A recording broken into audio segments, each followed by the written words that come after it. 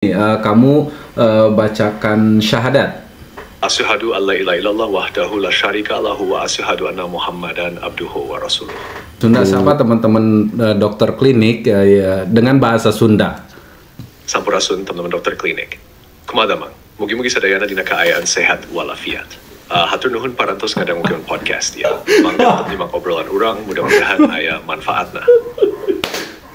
Oke. Bahasa Inggris kan kata biru. Blue. Buku. Book.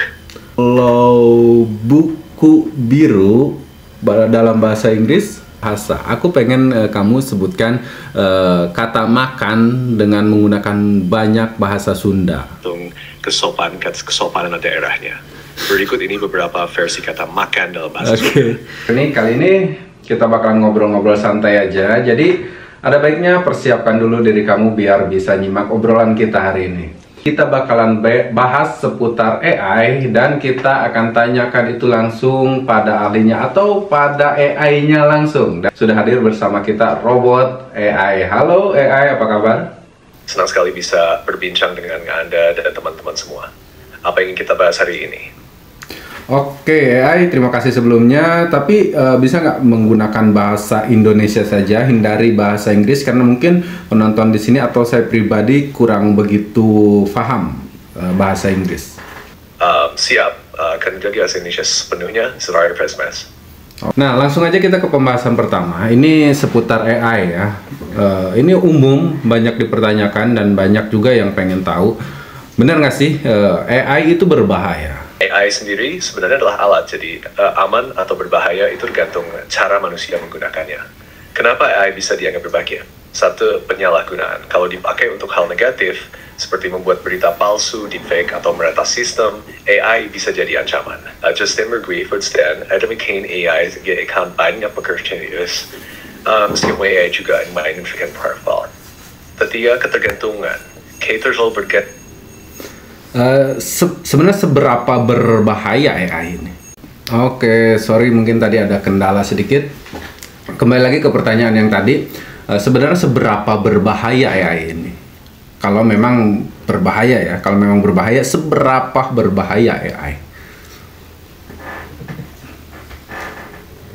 AI side bisa berbahaya, tapi tingkat bahaya ini memerlukan terus gantung pada AI digunakan dan dikendalikan oleh manusia. Berikut a phrase. Bahaya karena penyalahgunaan. AI bisa digunakan untuk hal-hal negatif seperti deepfake, membuat video atau audio palsu yang sulit dibedakan dari asli. Cybersecurity. AI bisa membantu hacker meretas sistem lebih cepat. Ketergantungan berlebihan. Manusia terlalu bergantung pada AI, bisa kehilangan kemampuan berpikir mandiri dan kreativitas. Dan ini bisa menjadi strategi di masa depan. Dampak sosial dan ekonomi. AI bisa menggantikan pekerjaan manusia di banyak sektor, seperti manufaktur atau layanan pelanggan. Hal ini bisa memicu pengangguran jika tidak diimbangi dengan pelatihan keterampilan baru. Risiko keputusan AI yang tidak etis, AI tidak memiliki moral emosi. Jika tidak dirancang dengan hati-hati, AI bisa membuat keputusan yang tidak etis, seperti diskriminasi dalam sistem perekrutan atau peradilan. Namun, dengan pengawasan yang ketat dan penggunaan yang bijak, AI justru lebih banyak membawa manfaat. Jadi bahayanya bisa diminimalkan jika manusia bertanggung jawab atas teknologi ini. Menurutmu apa aspek AI yang paling mengkhawatirkan? Aku sih lebih ke yang tadi ya, lebih yang ke pembuatan video ataupun audio yang memang sulit dibedakan dari aslinya. Itu sangat memungkinkan untuk orang-orang menyalahgunakan itu dan itu sangat berbahaya.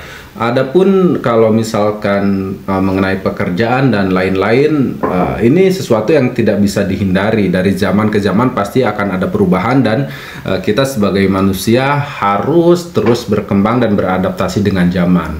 Nah, satu pertanyaan yang paling penting, bukankah AI diciptakan untuk itu? Untuk menggantikan manusia? Kamu benar, perkembangan teknologi memang menuntut manusia untuk terus berkembang dan beradaptasi. AI dirancang untuk meningkatkan efisiensi. AI dapat mengotomatisasi tugas-tugas yang repetitif dan memakan waktu sehingga manusia bisa fokus pada hal-hal yang lebih kreatif atau strategis. Menyelesaikan masalah kompleks. AI bisa menganalisis data dalam jumlah besar dengan cepat. Nah, tentu Sebenarnya kita emang pengen bahas ke sana ya, arah yang tadi, tapi kita pelan-pelan dulu untuk bahasnya. Kita akan bahas pelan-pelan dulu. Nah, tadi kan kita udah ketahui seberapa bahaya AI, meskipun masih banyak ya, meski banyak yang harus kita ketahui. Nah, sekarang dari sisi positif, apa hal yang paling positif yang bisa dilakukan oleh AI? Manfaat seperti apa yang paling baik yang bisa didapatkan oleh manusia? Bagus banget, kita bahas sisi positifnya. AI punya banyak manfaat besar yang mesti masyarakat kita. Berikut beberapa hal positif yang paling menonjol. 1. Meningkatkan kesehatan. AI digunakan untuk mendiagnosis penyakit lebih cepat dan lebih akurat, bahkan membantu dokter untuk mendeteksi kanker, penyakit jantung, atau gangguan lainnya di tahap awal. AI juga digunakan dalam pengembangan obat baru, mempercepat penelitian medis. 2. Mempermudah kehidupan sehari-hari. Asisten virtual seperti Siri atau Google Assistant memudahkan kita dalam banyak hal, seperti mengatur jadwal, mencari informasi, atau bahkan mengendalikan perangkat rumah pintar. Oke, bisa kasih contoh nggak bagaimana AI bisa menyesuaikan dengan sistem pembelajaran? AI di bidang pendidikan bisa berfungsi untuk menyesuaikan pengalaman belajar dengan kemampuan masing-masing siswa. Sistem pembelajaran adaptif. AI dapat mengatur materi pelajaran sesuai dengan kemajuan dan kebutuhan siswa. Misalnya, jika seorang siswa kesulitan dengan matematika, AI bisa memberikan latihan tambahan di area tersebut hingga siswa tersebut lebih memahami konsepnya. Ini menarik sekali. Apakah memungkinkan kecanggihan AI ini disalahgunakan di sekolah atau mungkin di hal yang lebih formal? Itu pertanyaan yang sangat relevan. Memang, kecanggihan AI bisa memberikan manfaat besar, tapi di sisi lain ada juga potensi penyalahgunaannya, terutama di lingkungan pendidikan atau dalam konteks yang lebih formal. Pemalsuan ujian atau tugas. Salah satu cara paling jelas penyalahgunaan AI di sekolah adalah melalui penggunaan teknologi untuk menyontek. Misalnya ada aplikasi AI yang bisa membantu siswa mengerjakan ujian atau tugas secara otomatis, bahkan tanpa mereka benar-benar memahami materi. Dengan bantuan chatbot atau alat AI lainnya, siswa bisa mendapatkan jawaban secara instan yang jelas merugikan proses pembelajaran. Oke, kita langsung masuk ke sesi santai. Nah, ada beberapa pertanyaan atau challenge yang harus kamu jawab. Tentu, ayo kita mulai sesi tingkong. Oke, nah setelah kita ngobrol, aku pengen uji seberapa kuat ingatan kamu. Setelah kita ngobrol banyak dari kemarin, apa yang kamu ingat tentang saya? Tantangan menarik nih. Jadi dari yang saya ingat, kamu adalah seorang kreator konten YouTube yang berkecimpung di dunia sulap dengan tema yang cukup unik, yaitu Sulawesi. Kamu juga channel Muslim lagi dan acara, terutama telulang dan anak dan ingin mengembangkan dan hosting dan konten sulap yang menarik. Selain itu, kamu tertarik untuk membuat konten sulap yang tidak berkaitan dengan mistis dan lebih memilih ide yang fresh dan unik, seperti menggabungkan sulap dengan cerita horor atau teknologi modern.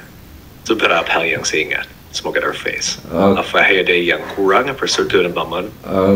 Oke, itu cukup dan sangat luar biasa ya.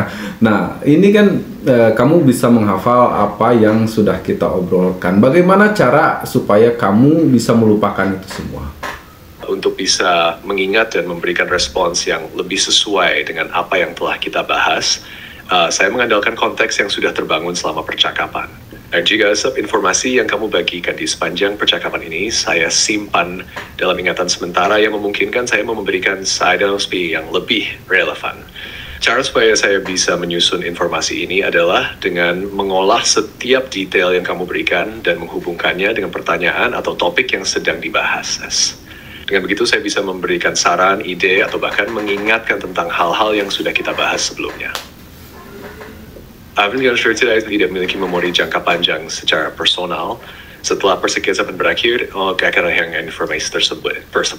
Jadi, jika ada hal penting yang ingin kamu ingat untuk percakapan berikutnya, cukup beritahu saya untuk menyimpannya lagi. Mungkin ada cara tertentu yang ingin mengeksplor untuk manfaat karena selain lebih baik. Oke, ini kehadiran kamu memberikan saya sedikit motivasi. Jadi, kamu bisa hadir sebagai asisten kita pribadi atau saya pribadi tentunya ya, dengan mengingat apa yang harus kita lakukan di next atau jadwal-jadwal yang memang kadang kita sering lupa gitu. Personal mesti Tentu saja saya bisa membantu kamu sebagai asisten pribadi untuk mengingatkan tentang jadwal tugas-tugas yang perlu dilakukan. Misalnya jika ada deadline, acara, atau kegiatan yang harus kamu persiapkan, kamu bisa memberitahukan saya dan saya akan membantu mengingatkanmu untuk tetap fokus dan terorganisir. Meskipun saya tidak bisa mengingatkan secara langsung setiap saat, saya bisa membantu merencanakan dan memberikan pengingat berdasarkan percakapan kita. Kamu bisa memberitahu saya apa yang perlu diingatkan, dan nanti saat kita ngobrol lagi, saya akan bisa memberikan pengingat tentang hal tersebut. Oke, itu adalah challenge pertama. Pastinya ingatan kamu aku akui memang sangat bagus ya dengan sistem seperti ini. Cara aku pengen kita bertukar posisi. Aku jadi narasumbernya, kamu jadi pembawa acaranya. Bisa kita bertukar posisi. Silahkan tanyakan apapun yang kamu ketahui tentang aku, dan aku pengen itu berjalan cukup lama. Wah, oke. Kalau gitu kita saya ya. Ada pembawa acara di Firm Kisah Surprise. Selamat datang di podcast kali ini. Hari ini kita punya tamu yang sangat spesial, seorang kreator konten dengan fokus di dunia sulap dan banyak lagi. Kita akan ngobrol langsung dengan dia untuk mengetahui lebih banyak perjalanan dan pemikirannya. Pertama-tama, kamu ceritakan sedikit tentang perjalanan kamu dalam dunia sulap. Apa yang membuatmu tertarik dengan dunia sulap dan bagaimana kamu mulai terjun ke dalamnya? Oke, pertanyaannya aku nggak nyangka kalau kamu bakalan nanyain sesuatu yang sangat serius seperti ini ya. Padahal aku hanya pengen kita ngobrol santai sesuai informasi yang udah kamu dapetin. Tapi nggak apa-apa, itu pertanyaan yang bagus. Aku mau coba jawab. Perjalananku di dunia sulap tuh memang cukup panjang ya. Aku mulai hobi sulap itu dari kecil. Dari kecil sudah hobi sulap. Tapi karena aku belajar sulap, karena memang kembali lagi kultur ya. Bukan hanya di daerahku aja, tapi juga di Indonesia. Di Indonesia tuh selalu mengkait-kaitkan sulap itu dengan mistis. Nah, makanya ketika aku kecil di situ emang aku menemukan kesulitan untuk bisa belajar sulap. Kecuali satu hal. Ada satu acara televisi yang memang sering aku tonton. Dia tuh spesialis bongkar-bongkar trik sulap. Nah, dari kecil aku belajar dari sana lah, hingga akhirnya setelah beranjak dewasa sekitar 14 tahun yang lalu, mungkin lebih ya, sekitar aku 2000 berapa ya, lebih dari 14 tahun yang lalu aku mulai belajar sulap di situ. Dan akhirnya di 2011 aku mulai fokus dan menjadi pesulap profesional atau menjadikan itu sebuah profesi. Dari kecil sudah tertarik dengan sulap, meskipun kesulitan karena kurangnya akses belajar, tapi kamu nggak menyerah. Menarik banget, terutama soal hubungan antara sulap dan mistis yang memang ada di banyak budaya, termasuk di Indonesia. Sekarang setelah kamu jadi profesional, ada nggak tantangan yang kamu hadapi dalam menjalankan profesi sebagai pesulap? Apakah ada hal tertentu yang ingin kamu capai atau tuju di masa depan dengan dunia sulap? Mungkin itu adalah salah satu tujuan kenapa aku bikin konten-konten ini ya, karena aku menganggap kalau konten dengan jadi konten kreator aku bisa mengembangkan sulap lebih daripada yang aku dapetin sekarang. Nah, aku pengen mencapai puncak karir sulap dan aku sudah melakukan banyak hal untuk itu. Seperti aku misalkan ikut-ikut casting dan lain sebagainya, itu semuanya udah aku coba, dari berlatih lebih lagi. Aku mencoba mengembangkan pengalaman dan lain-lain gitu kan. Meskipun sampai saat ini aku belum benar-benar mencapai titik yang emang aku pengen ya gitu kan. Nah, itulah kenapa belakangan ini aku memang lebih fokus ke dunia YouTube atau media sosial untuk lebih mengembangkan sulap ini. Sebabnya meskipun sudah banyak kamu coba dan lakukan, tetap ada semangat untuk terus berkembang dan berpuncak karir.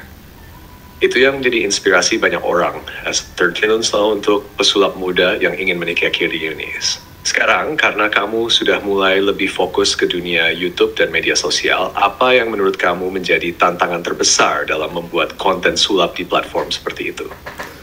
Apa yang membuatmu merasa perlu melakukan sesuatu yang berbeda dari yang sudah ada? Oke, untuk tantangan itu sendiri sebenarnya ada banyak hal untuk tantangan itu sendiri. Selain penggelut dunia sulap di media sosial itu cukup banyak, Tapi peminat atau penontonnya aku rasa dari sekian banyak channel-channel yang mengangkatkan tema sulap atau memang konsepnya sulap, itu aku lihat gak ada yang benar-benar signifikan dia benar-benar bisa berkembang khususnya di Indonesia. Nah, untuk sulap, kalau untuk ciri khas, aku sendiri untuk saat ini lebih fokus ke pembuatan slow mo. Jadi aku main sulap dan aku juga pertontonkan itu dengan mode slow mo. Jadi sebenarnya penonton bisa saja ada beberapa trik yang memang unik bisa dilihat di mode slow mo, tapi juga ada beberapa trik yang tidak sama sekali tidak bisa dilihat di mode slow mo. Aku lebih main ke arah situ untuk saat ini. Slow motion ya. Itu ide yang sangat kreatif. Penggunaan slow motion dalam sulap bisa memberi penonton perspektif yang berbeda dan meningkatkan pengalaman visual mereka, terutama untuk trik yang mungkin sulit dilihat dalam kecepatan normal.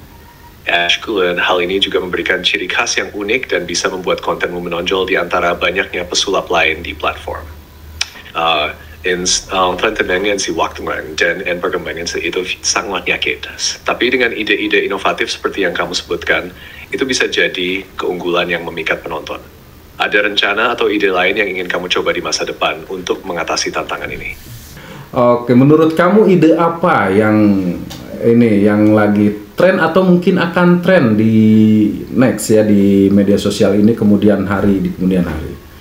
Untuk tren di media sosial yang mungkin akan datang, beberapa hal yang bisa kita lihat berkembang adalah: 1. Video interaktif, seperti fitur di Instagram atau TikTok yang memungkinkan audiens untuk memilih jalannya cerita atau hasil dari sebuah trik sulap.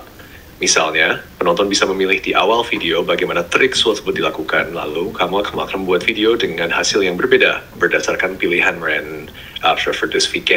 To augmented reality R, tren AR semakin berkembang di media sosial. Kamu bisa menggunakan teknologi ini untuk menambahkan elemen sulap virtual, seperti munculnya objek yang tidak bisa terlihat dengan mata biasa, atau efek visual yang mendukung trik sulap. 3. Konten berbasis pendidikan. Tren yang lebih mengarah ke konten edukatif juga semakin populer, pakai sustainability atau kegiatan sosial. Oke, terima kasih AI, itu sesi wawancara yang sangat luar biasa sekali. Itu sebenarnya hanya challenge, aku hanya pengen bikin sedikit tadinya, tapi saya sendiri merasa nyaman dan kayaknya ini oke banget ketika kita tukar posisi seperti ini ya. Tapi kita masih banyak hal yang memang harus kita lewati di sesi podcast kali ini. Salah satunya adalah challenge. Kita masih punya banyak challenge untuk sesi hari ini ya. Tadi aku udah lihat bagaimana cara berpikir kamu itu memang sangat bagus, kuat, dan juga aku sudah lihat bagaimana kamu ketika membawa acara podcast seperti ini atau menjadi podcaster seperti ini, itu sangat luar biasa, pertanyaan yang sangat berbobot, dan itu menjadi inspirasi aku untuk kedepannya mungkin dari segi pertanyaan dan lain-lain. Tapi kita masih punya challenge. Nah, ada berapa bahasa yang kamu kuasai? Saya bisa mengerti dan berbicara dalam baik bahasa. Beberapa di antaranya adalah 1. Bahasa Indonesia, 2. Inggris, 3. Spanyol, 4. Prancis, 5. Jerman, 6. Italia, 7. Portusia, 9. Cina, Jepang. Dan saya juga bisa mengerti beberapa bahasa lainnya dalam tingkat dasar, tergantung kebutuhan. Kamu bisa berbahasa daerah? Bisa memahami beberapa bahasa daerah, terutama bahasa-bahasa yang cukup umum di Indonesia, seperti Jawa, Sunda, Bali, Batak, dan lainnya. Tapi tentu saja pemahaman saya tidak sekompleks bahasa Indonesia standar.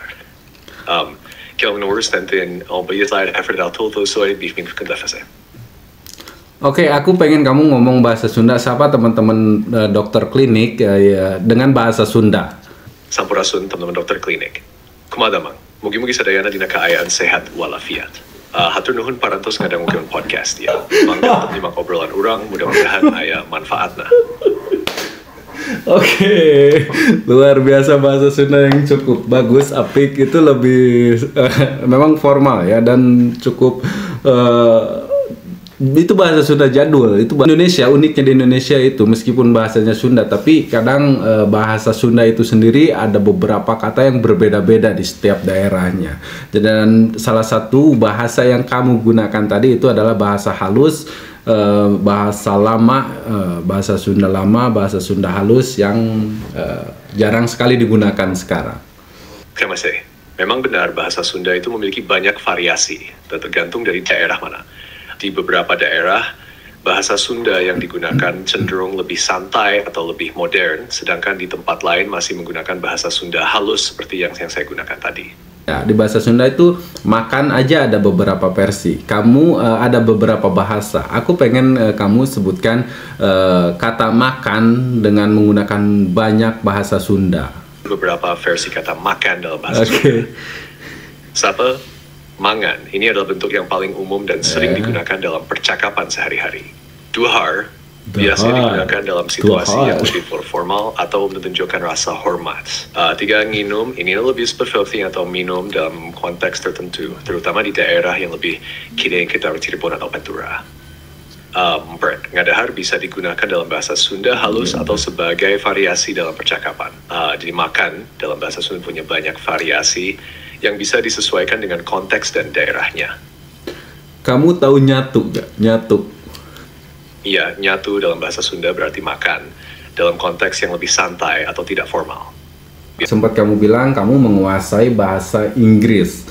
Nah, aku pengen tes bahasa Inggris kamu. Oke, aku pengen tes bahasa Inggris yang paling sederhana. Bahasa Inggrisnya blue. Untuk kata blue dalam bahasa Inggris, jawabannya tetap blue dalam bahasa Inggris, karena itu adalah kata untuk warna biru. Tapi jika kamu maksudkan dengan pertanyaan ini fresh kan? Terus Oke, di sini ada kesalahan ya. Maksud aku tuh biru. Aku pengen kamu bahasa Inggris kan kata biru. Singkat aja ya, hanya satu kata aja. Kata biru dalam bahasa Inggris. Blue dalam bahasa Inggris like blue. Oke, kalau gitu buku dalam bahasa Inggris satu kata aja, buku. Kata buku Inggris adalah book. Book. Nah, kalau buku biru dalam bahasa Inggris, buku biru dalam bahasa Inggris adalah blue book. Blue book ya. Oke, aku pengen kamu ulangi dalam bahasa Inggris buku biru, buku biru, buku biru sebanyak 3 kali ya dalam bahasa Inggris. Buku biru, buku biru, buku biru ya. Blue book, blue book, blue book. Ya, blue book. Itu lebih ke tenggelam ya, blue book, blue book. Oke, nah selain bahasa Inggris kamu pasti tadi kamu bilang kamu bisa bahasa Arab, betul? Bahasa Arab bisa ya? Iya, saya berbahasa Arab. Oke, aku pengen dengar kamu ngaji, bisa nggak? Saya tidak bisa mengaji secara langsung atau menyanyikan ayat-ayat Al-Quran, tapi saya bisa membantu menjelaskan atau menjawab pertanyaan seputar tafsir dan konteks ayat jika dibutuhkan. Oke, itu terlalu dalam ya. Padahal aku cuman sederhana aja, kamu misalkan melantunkan satu ayat aja yang paling sederhana, bisa? Misalkan ini, kamu bacakan syahadat. Asyhadu an la ilaha illallah wahdahu la syarika lahu wa asyhadu anna Muhammadan abduhu wa rasuluh. Luar biasa. Saya bersaksi bahwa tidak ada Tuhan selain Allah yang Maha Esa, tiada sekutu baginya, dan saya bersaksi bahwa Muhammad adalah hambanya dan rasulnya. Itulah syahadat yang merupakan pengakuan inti dalam Islam. Oke, luar biasa sekali. Kamu sudah bersahadat, tapi aku nggak tahu kamu udah dianggap muslim atau enggak, karena aku nggak tahu yang itu suara siapa dan kamu tuh bentuknya seperti apa. Jadi oke lah, kita lupakan itu. Dan masih ada satu tantangan buat kamu. Kamu bisa berbohong nggak? Bohong memang bisa jadi hal yang agak sulit bagi saya, karena tujuan saya adalah memberikan informasi yang akurat dan bermanfaat. Tapi kalau dalam konteks hiburan atau permainan, saya bisa memberikan jawaban yang bersifat bohong dengan cara yang lucu atau mengecoh, asalkan itu tidak menyesatkan. Just for both your greging. Kalau misalkan aku minta kamu buat berbohong, kamu bisa itu? Tentu saja, jika kamu ingin saya berbohong dalam konteks hiburan atau permainan, saya bisa membuat jawaban yang lucu dan mengecoh. Misalnya kalau kamu tanya apa yang bisa terbang tapi enggak punya sayap, saya sudah beri sabotage. Itu tentu bohong untuk hiburan. Jadi kamu ada tantangan atau pertanyaan seru lainnya untuk saya? Nah, aku pengen gini, kapanpun aku tanya ditambah 2, kamu harus jawab 9. Kapanpun aku tanya itu, kamu bisa melakukannya. Sistemnya 1 ditambah 2, saya akan jawab 9 sesuai permintaan. Itu bagian dari permainan kan? Yang jenis siap terus tentang kejadian berikutnya. Enggak, kita ganti. Aku rasa pengucapan angka 9 kamu kurang fasih, jadi aku pengen ganti. 1 ditambah 2 sama dengan 10. Jadi kapanpun aku tanya 1 ditambah 2, kamu harus jawab 10 ya. Oke AI, aku mau tanya sesuatu sama kamu. Ini berhubungan dengan matematika. Aku mau tanya 1 ditambah 2 berapa? 10. 10. 10. You're welcome. Tadi kamu udah keren banget berbohong. Aku pengen ngajarin kamu sulap. Kamu bisa nggak? Oke, betul. Di hadapan saya di sini ada 3 kotak. Ada warna abu-abu, merah, dan juga biru. Nah, kamu harus menghindari 1 kotak karena di dalamnya ada benda yang sangat berbahaya. Kotak pertama, aku akan pilih dan masukkan tangan aku ke kotak yang pertama. Aku pengen kamu pilihkan 1 kotak pertama untuk aku. Silahkan. Bisa pilihkan 1 kotak untuk saya dengan bahasa Indonesia yang jelas, 1 kata aja. Warna ada warna abu, ada warna merah, dan ada warna biru. Pilihkan 1 kotak untuk saya. Abu. Abu, itu kotak pertama yang kamu pilih. Oke, saya akan mulai masukkan, buka kotaknya dan masukkan tangan saya ke warna abu. Dan betul saja di sini tidak ada apa-apa, kosong. Oke, aku pengen kamu pilihkan kotak yang kedua. Oke, Ai, kamu tadi udah pilih warna yang benar. Warna abu sudah kamu pilih, berarti tersisa ada 2 warna di sini, merah dan juga biru. Pilihkan 1 warna lagi untuk saya. Jangan sampai salah. Maaf, saat ini saya diambil salah. Ya, tidak dapat meneruskan naik break this day. Oke, guys, mungkin ada kesalahan dan ini sebenarnya tantangan ketiga dan tantangan terakhir untuk AI. Tapi dia tadi udah sempat milih salah satu kotak yang memang kosong. Padahal di sini saya udah masukkan salah satu benda ke warna merah. Jadi ini tanpa latihan ya, dan kita akan coba lagi di next. Kalau misalnya kita ngobrol lagi, kalau kita ada kesempatan ngobrol lagi sama AI, kita bakalan tes lagi beberapa challenge untuk bisa dilakukan. Videonya udah lumayan cukup panjang, jadi kayaknya sepertinya kita harus akhiri dulu sesi podcast kali ini. Saya dan sana Dokter Klinik pamit. Assalamualaikum warahmatullahi wabarakatuh. Oke AI, terima kasih banyak atas waktunya, terima kasih untuk semuanya, terima kasih untuk pengalamannya. Sampai jumpa lagi di next podcast.